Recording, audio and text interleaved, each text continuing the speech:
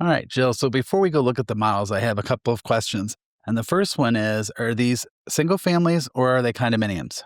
Oh, that's a great question. And it's a little bit of both. So they're kind of single family in that the people that own the homes take care of the exterior maintenance of the house itself.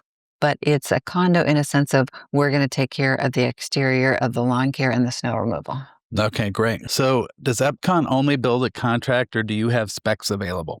Oh, we always have quick move-ins available. So for people that maybe don't have time to wait for a build, or for people that don't enjoy the design process, you can usually find a quick move-in in any of our communities. Great. About how many communities do you currently have under construction? We have 7 communities that we're actively selling, and then we have 4 that are coming on in the next 6 months. Wonderful. So you're kind of all over the city. We are. Great. And before we start looking at the models, is there anything else you'd like people to know about your communities? I think that one thing that surprises people is that we're not just small and attached.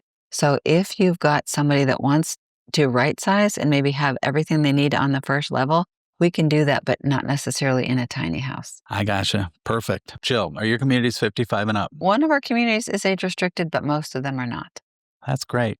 Because a lot of people have a misconception, I think, that they all are 55 and up. Correct. Wonderful. And then now, Jill, I'm a huge dog fan. Do a lot of residents in here have a dog? Oh my gosh, so many people that live in our communities have dogs, and you'll often find people walking their dogs, and that's a lot of times how they meet each other. How they meet each other. Yep. And what special features can pet owners add in that'll make their little dog feel more at home? One of the things you're actually going to get to see today in one of our models, it's an option called Pet Turf, and it allows them to have their dog let outside to relieve themselves without having to leave their private courtyard. Great. And so that's all fenced in. You can just let the dog go. You got it.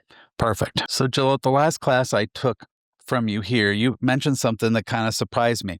You said many of your buyers are young professionals and not empty nesters or retirees. What's attracting them to your communities? Sure. So it's really fascinating because the young professional, when they come home from work, they don't want to spend their time doing yard work. They want that lock and leave lifestyle. They want to be able to travel. And so they're able to enjoy, for example, a pool that they don't want to have to take care of, and they don't have to do the yard work here.